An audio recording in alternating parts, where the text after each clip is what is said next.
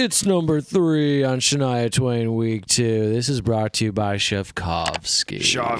Who won the vote. It's really hard to do, and he did it. He won it, and it was crazy. We got Shania Twain. This is Ka-Ching, red version. Yeah.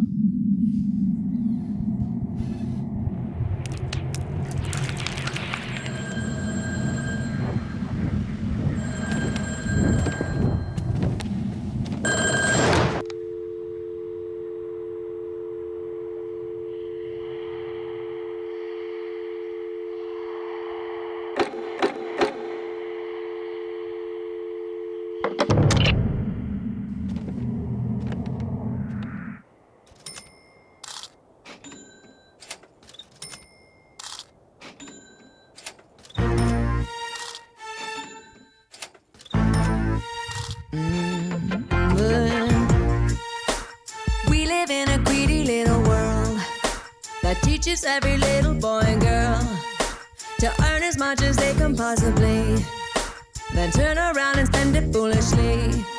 We created us a credit card mess. We spend the money that we don't possess. Our religion is to go and blow it all, so it's shopping every Sunday at the mall. All we ever want is more, a lot more than we had before. So take me to the nearest store. Can you hear it ring? It makes you wanna sing. It's such a beautiful thing. Ka-Ching. Yeah, lots of diamond rings, the happiness it brings. You live like a king with lots of money and things. When you're broke, go and get a loan.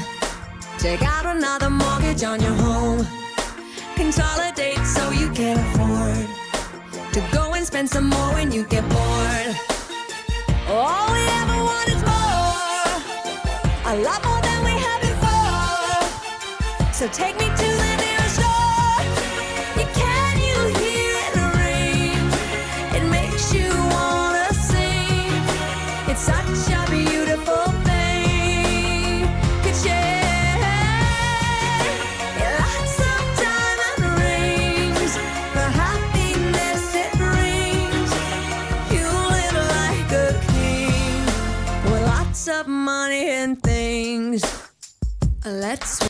Wow, Joe. Dang. Man, if Shania could only see where we are now. Well, she can. She's alive.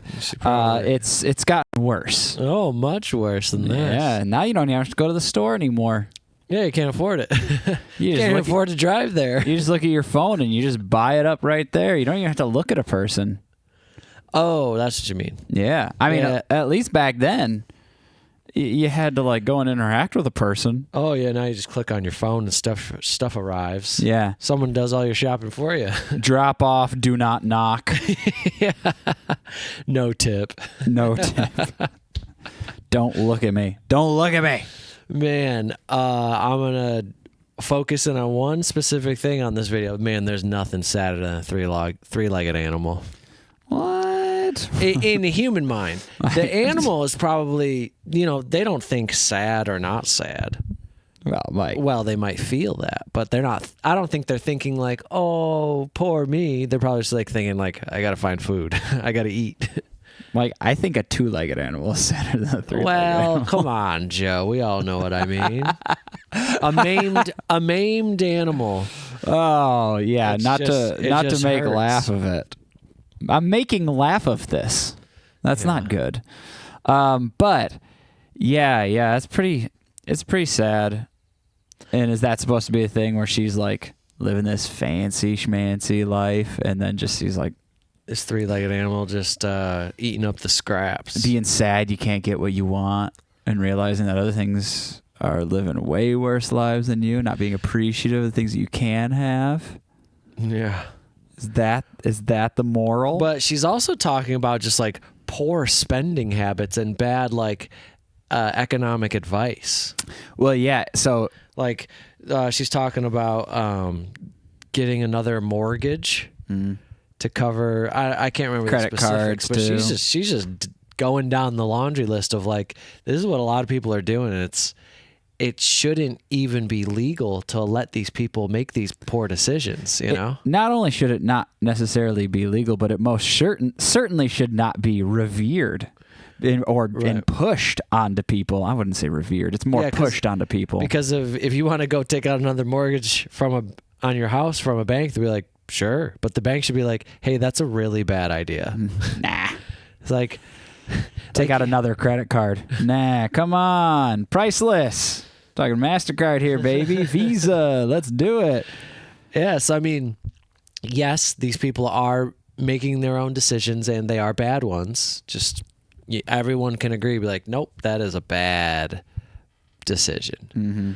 But to the people's point, they're maybe put into a difficult position where they feel like this is their only way, the only choice that they can make, or they well, that was the third part, but I forget.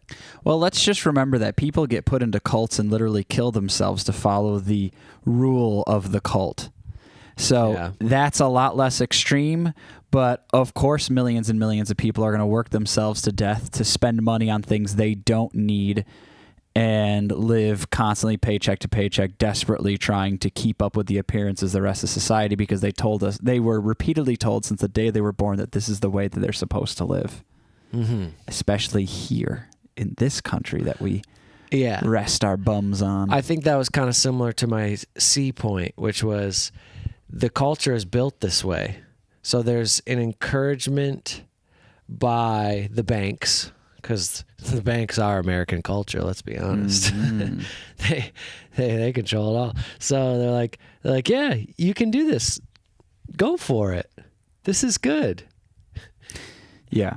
The culture embarrasses you that you don't make enough money, but it also embarrasses you to not spend it.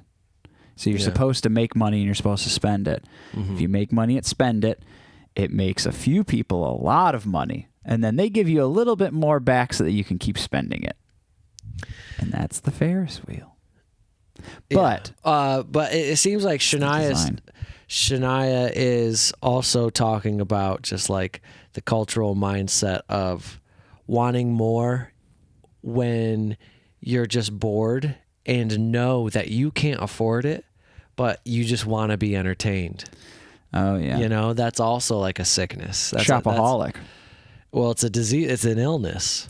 And it's not even, it's shopaholic, but it's just kind of like, I have close friends who are this way. They're like, when I spend money, it makes me feel good. Mm-hmm. I'm like, it's a drug.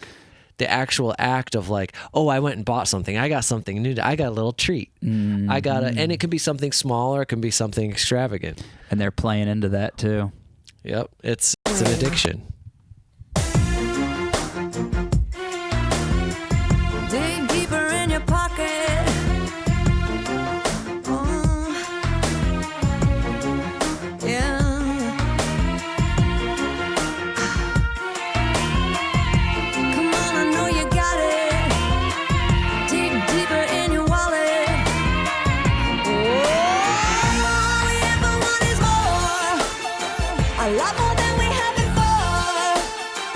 Take me to the nearest store.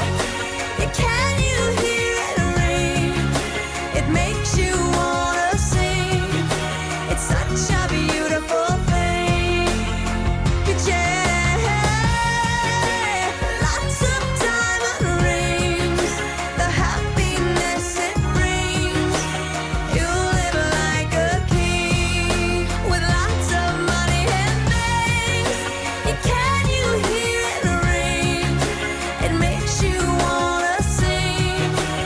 You live like a king with lots of money and things. Room service. Ka-Ching. Woo! What an ending. The snake at the end. Oh my goodness gracious.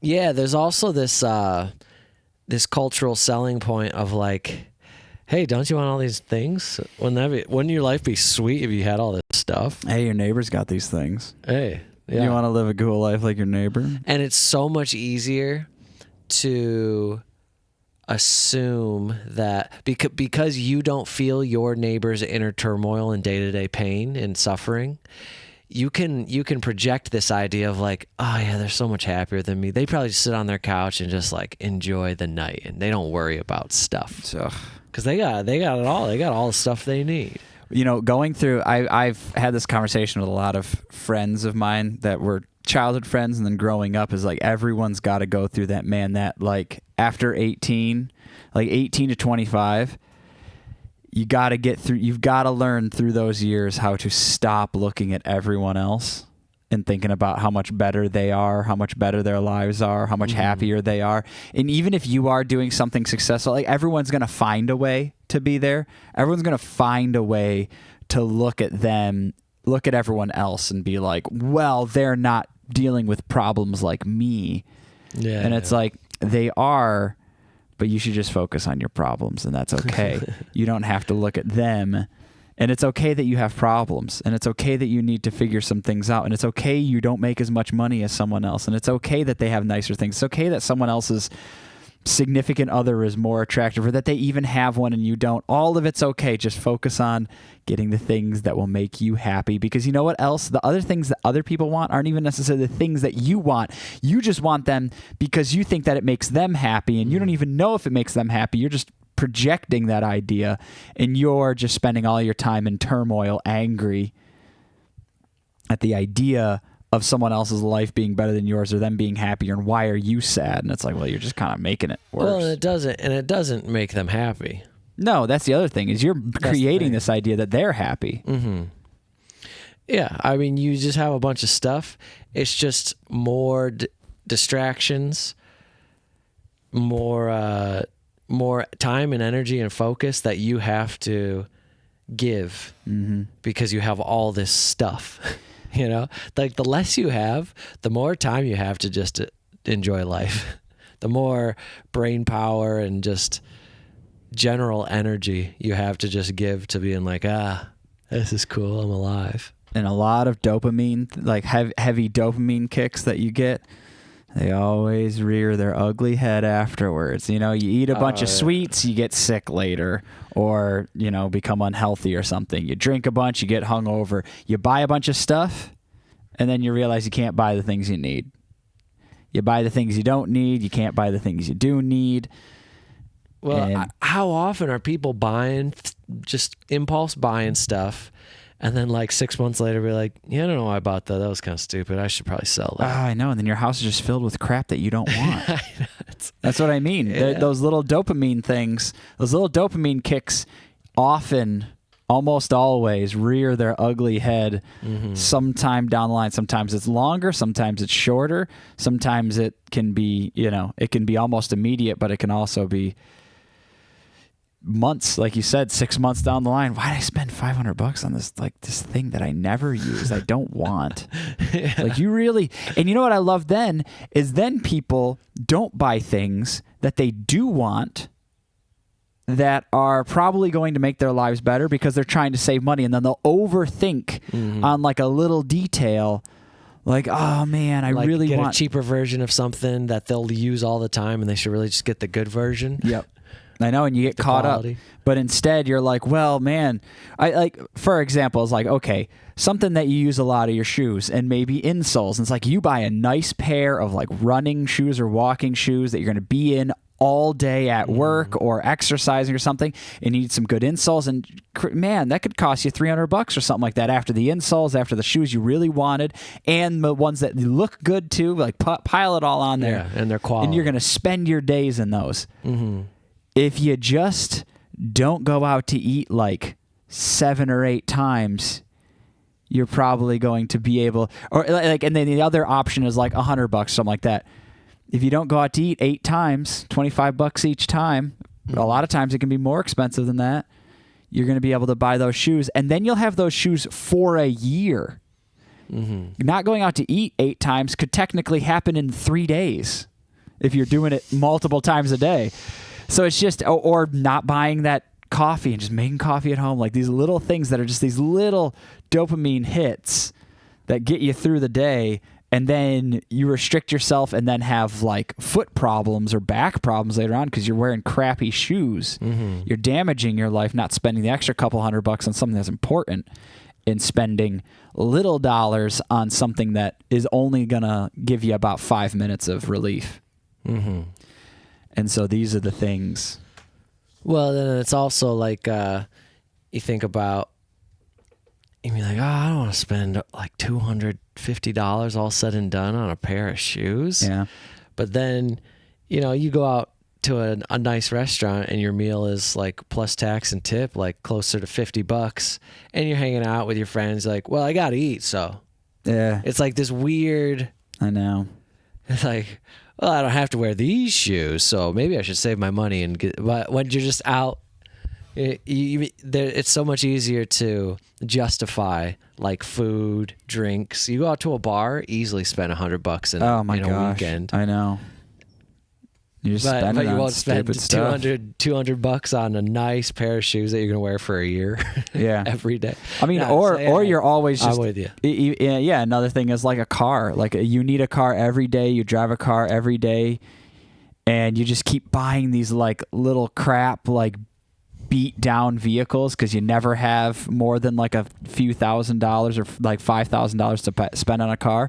And if you just spent that like if you saved up and spent that $20,000 on a car, it would probably save you money in the long run and just like last way longer and take all that stress out of your life of having to constantly get it refixed and break keep down the money in your pocket from constantly having it refixed. Exactly. And it's probably like better gas mileage.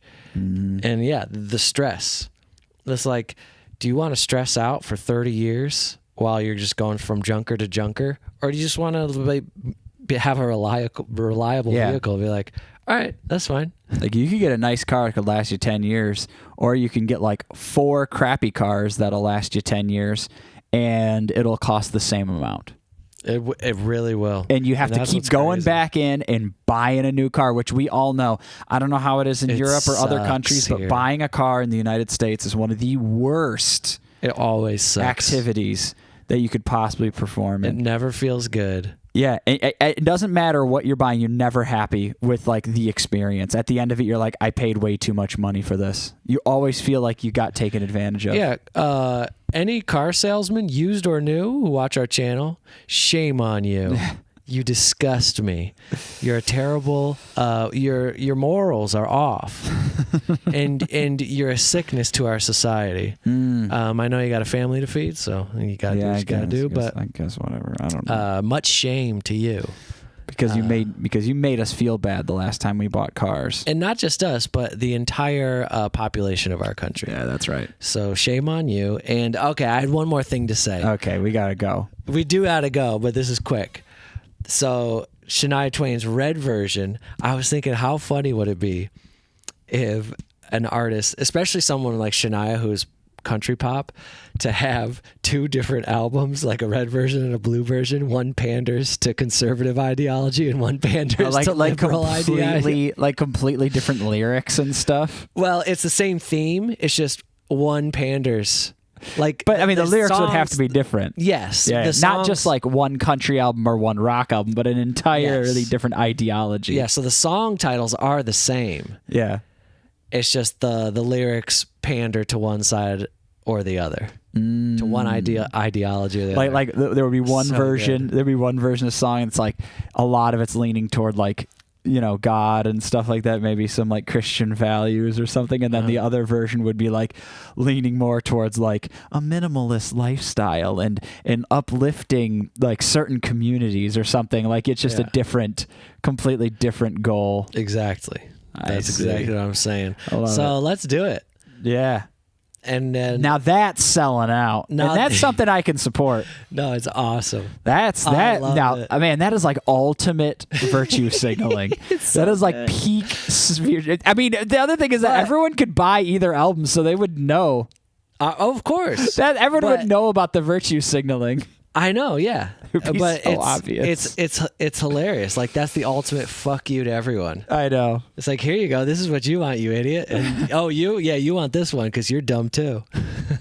All right. See ya.